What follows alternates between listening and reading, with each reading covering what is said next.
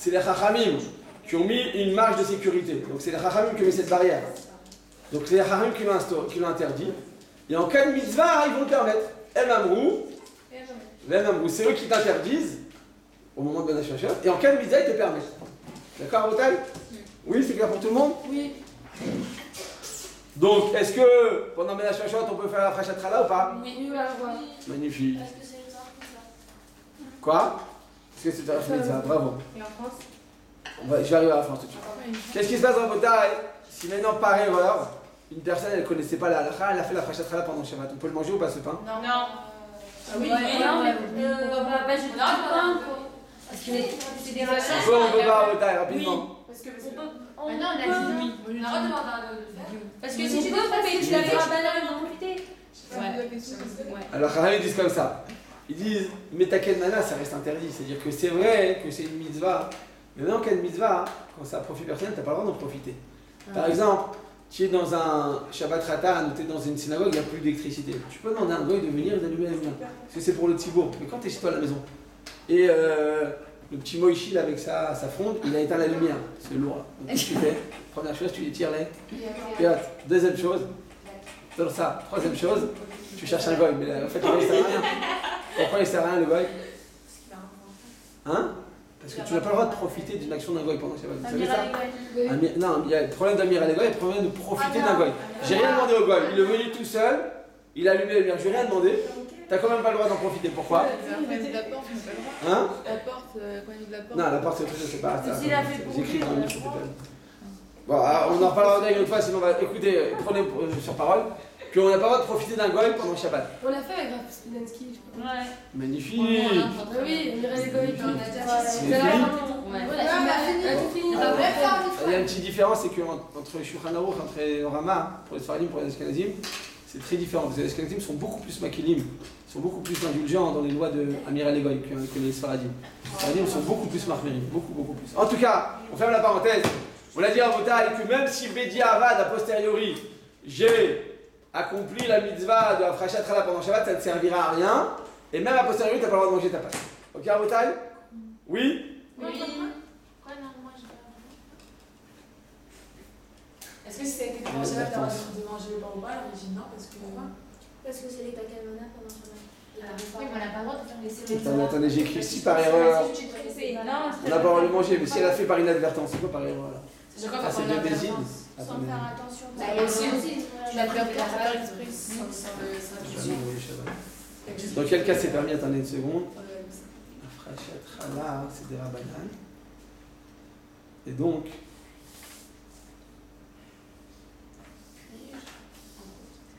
elle a prélevé la Frachat Chala le jour de Shabbat. C'est pas une erreur, C'est une inadvertance, attendez, c'est inadvertance.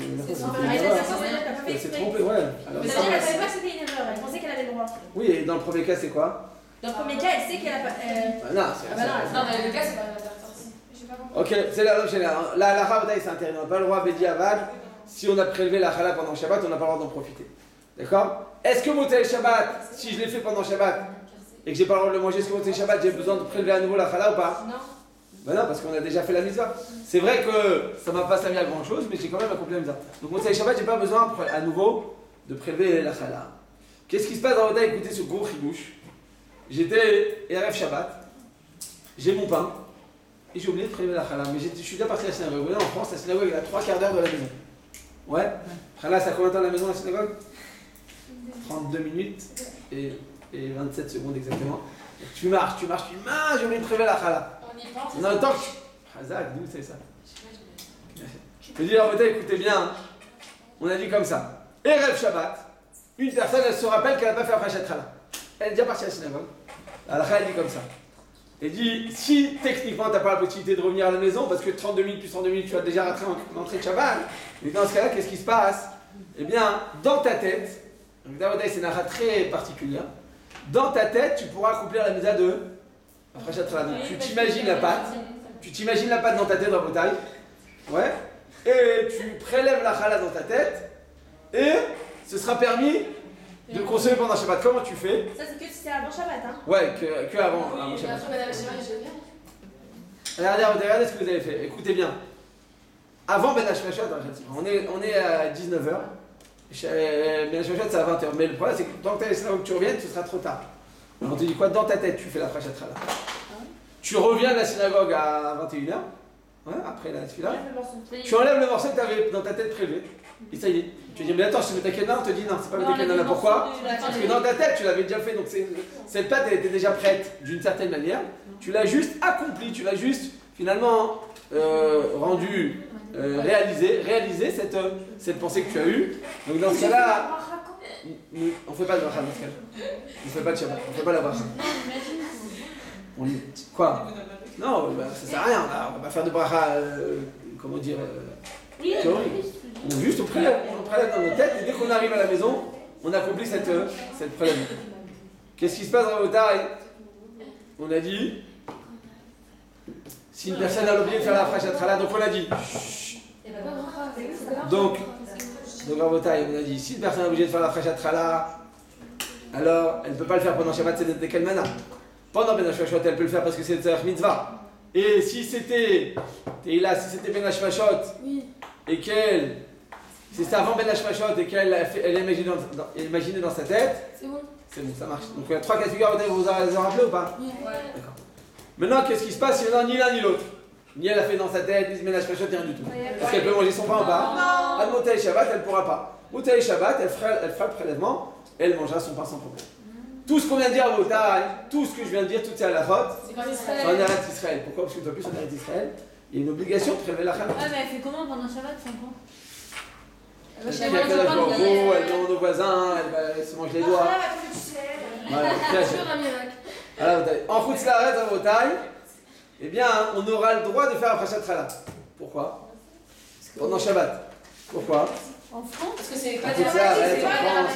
C'est pour s'entraîner à faire Israël. Voilà, donc on a dit à Moutaï, eh bien, on prendra une partie du pain et on fera sur cette partie du pain, Moutaï Shabbat, après Frachat Chala, sans bracha. Comme on a dit, en Chutz La'aretz, c'est beaucoup plus léger dans les lois de Frachat Chala. Tout ce que je viens de dire à Moutaï, ça s'applique Shabbat, ça s'applique aussi à Yom Tov. Ça s'applique aussi à Yom Tov. D'accord? Si à Yom Tov, une personne, elle n'a pas de pain, et elle n'a pas de voisin qui elle peut demander du pain. Alors Yom Tov, on n'a pas de problème, on peut porter Yom Tov. Tout ce qui est nécessaire, on peut porter Yom Tov. Quoi? Ouais, elle a le droit de faire du pain, effectivement, mais si elle n'a pas de four, elle n'a pas tout ce qui est nécessaire. Donc on va dire, qu'est-ce qu'on peut faire dans ce cas-là? Eh bien, on pourra faire la Frachat Chala même pendant Yom Tov. Le Shulchan Aruch nous dit, dans ce cas-là, le Kaf HaChaim, il écrit, au chapitre 457, que dans le cas où Yom Tov, j'ai pas fait la Frachat Chala avant Yom Tov, Bediavad, je devrais faire pendant Yom Tov. Pourquoi? Parce que c'est différent de Shabbat. Comme a dit Batsheva, pendant Yom Tov à Boutaï, j'ai le droit de les vacher, j'ai le droit de cuisiner, j'ai le droit de préparer des choses. Pourquoi ils ont le droit de cuisiner des choses? Parce que les Chachamim n'ont pas interdit. Elle Yom Tov, les Shabbat, et là, Ochel, Nefesh, Bilvad. Vous avez fait la Frachat Yom Tov ou pas? Non. C'est Shavuot, vous allez retrouver 3 jours sans manger, sans boire, sans truc. C'est pas grave, ça ne dérange pas. On va le faire. Hein? Ce soir, il va y avoir plus tard de se faire. Ah, bah oui. Non, sinon, oubliez, là, je ferai mardi encore. En tout cas, on a dit comme ça. L'essentiel, c'est de savoir que Yom Tov, comme c'est différent de Shabbat, ça ressemble. Shabbat et Yom Tov, ce sont exactement les mêmes dinim. Frel. Simplement, on te dit quoi? Que Yom Tov, la seule différence entre Shabbat et Yom Tov, c'est Ochel, Nefesh. C'est quoi Ochel, Nefesh? Tout ce qui est nécessaire pour la consommation.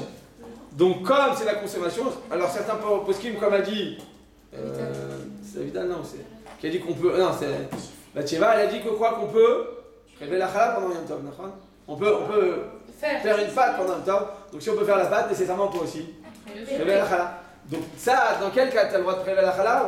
Dans le cas où tu fais ta pâte pendant Shabbat, pendant Yom Tov, alors tu peux prélever la chala. Mais quand tu as fait la pâte avant Yom Tov, les khatkhila, tu n'as pas le droit de prélever la chala pendant Yom Tov. C'est clair? Parce que toute la permission, c'est de préparer et de réparer quelque chose que j'ai préparé pendant Yom Tov. Mais si je ne l'ai pas fait avant, tant pis pour toi. Ça, c'est la khatkhila. Mais Bediavad, on dit que c'était. C'est clair? Donc Bediavad, si j'ai fait la pâte avant Yom Tov et que j'ai pas de choix, que je ne peux pas demander aux voisins et que je suis coincé, j'ai le droit de prélever la chala pendant Yom Tov. Mais les khatkhila, fais ta pâte pendant Yom Tov et fais la Frachat Chala pendant Yom Tov. Est-ce que si je fais la frachat challah en bataille pendant Yom Tov, est-ce que je peux brûler le morceau ou pas? Non. Vanna, pourquoi? Pourquoi je peux pas brûler le Yom Tov? On n'a pas le droit de cuire pendant Yom Tov ou on a le droit de cuire? Quoi les Vanna? Donc c'est permis ou c'est interdit? C'est permis. Tout le monde est d'accord avec les Vanna? On a le droit de brûler la challah pendant Yom Tov? Ouais, pourquoi pas? Tout le monde est d'accord ou pas? Maintenant, c'est le Rochel Nefesh, c'est pas le Rochel Nefesh. Toute la permission de brûler pendant Yom Tov, c'est ce que tu as besoin de manger. Ou bien tu as besoin de manger, tu as besoin de te réchauffer. Est-ce qu'on a le droit de se réchauffer pendant Yom Tov? Oui. Il fait froid, on est en Russie, on est en Sibérie.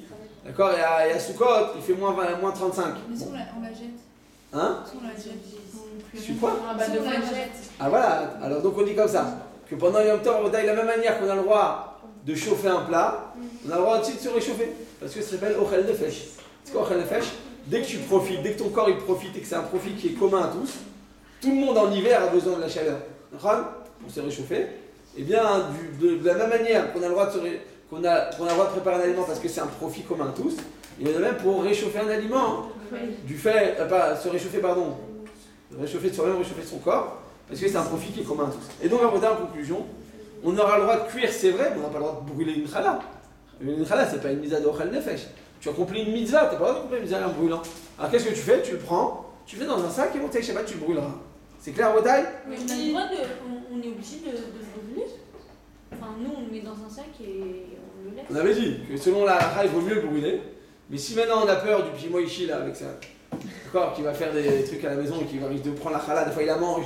J'ai vu des enfants qui font plein de trucs avec. Des fois, la maman, elle fait sa pâte, elle a les 4 petits-enfants. Le plus grand, il a 2 ans et 3 mois.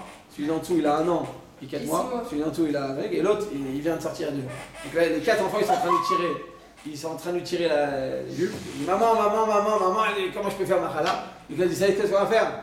On va faire un chouk de afia. Vous savez quoi, un chouk d'afia? C'est pour être tranquille. La mère, elle donne aux enfants la pâte, et comme ça, elle peut faire sa pâte tranquillement.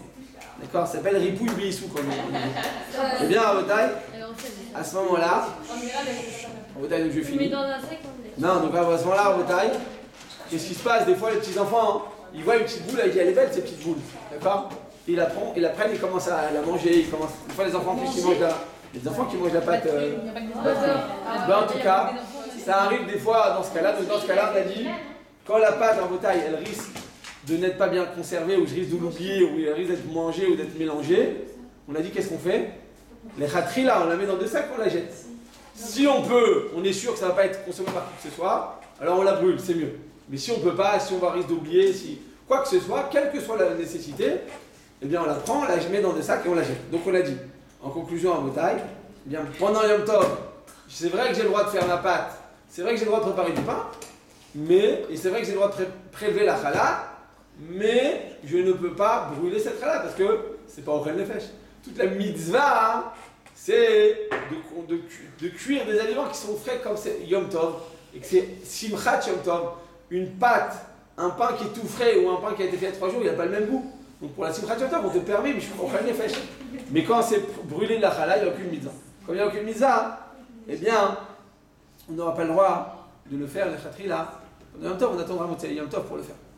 Oui, Juste, est-ce qu'on est obligé de pétrir la pâte pendant un temps? Ou si on avait déjà une pâte qu'on a gardée au congélateur et qu'on l'a sortie du format, est-ce qu'on a le droit de faire la fraîche à ce moment-là? Ouais.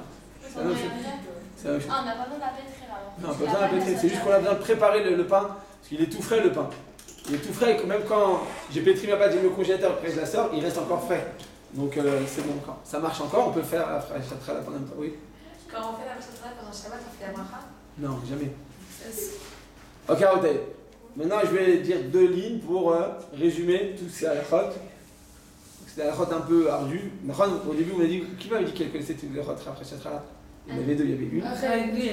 Qui est la deuxième? Et 2. Non, on a dit qu'on connaissait déjà ces halachot. Oui, mais à l'école.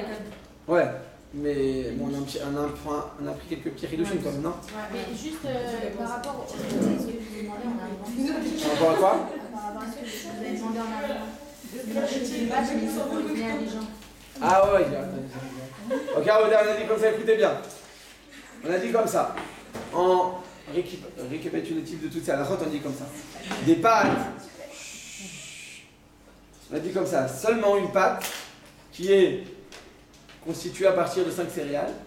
D'accord? Donc on a donné la liste des 5 céréales. Et qui est destiné, écrivez à Botaï, je suis en train de faire le résumé de toute la halakha. En 3 lignes, on va faire la résumé de la halakha. Donc on a dit seulement une pâte qui est constituée à partir des 5 céréales et qui est destinée à être enfournée. Donc c'est 2 conditions. Seulement celle-là devra prélever la chala. Selon ça, les crêpes, les gaufres, les pâtes, les beignets et les bislis, et les cigares, et les pastels. Donc toute cette liste que je viens rapidement de citer, d'accord? Et les autres aliments, les autres pâtes qui sont destinées à être cuits ou à être frits, elles seront quittes du prélèvement. Pourquoi les biscuits, tu fais pas de prélèvement dessus? Parce que c'est frit. C'est frit? Bah oui. Bah oui, c'est frit. Ouais. Des pâtes frites, c'était pas une question. Ouais, c'est pas une question. Ah, C'est une c'est une question. Donc on a dit, non, Khazak Koran, elle connaît ma manière de faire, c'est plus rapide. On a dit sur ça à Botaï, le pain, les bagels. Et là, vous avez juste écrit bagels parce que j'ai tout dit là. J'ai écrit. Khazak. Le pain, les bagels, les gâteaux, les biscuits, les tourtes, les pizzas et les matzot. D'accord? C'est après ça travaille. À partir du moment où. Ouais, même les matzot. À partir du moment où donc il y a une des 5 céréales et qu'il y a un des 7 liquides. Et qu'il y a la quantité de farine suffisante. C'est quoi la quantité suffisante? C'est combien? 1 kg 560 ou 1 kg 660. Eh bien, il faudra faire après Chatrala avec. Bracha. Bracha. Baruch Adonai Leolam. Amen. Amen. Amen.